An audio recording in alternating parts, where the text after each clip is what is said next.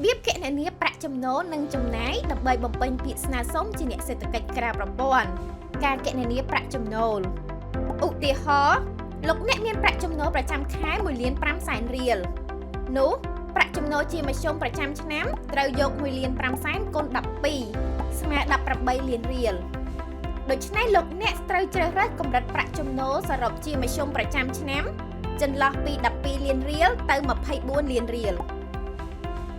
ការគណនាប្រាក់ចំណាយឧទាហរណ៍លោកអ្នកចំណាយថ្លៃទឹកភ្លើងម្ហូបសម្ភារៈប្រើប្រាស់និងការចំណាយផ្សេងៗប្រចាំខែ1,200,000នោះប្រាក់ចំណាយជាមធ្យមប្រចាំឆ្នាំត្រូវយក1,200,000 គុណ12ស្មើ14,400,000 រៀល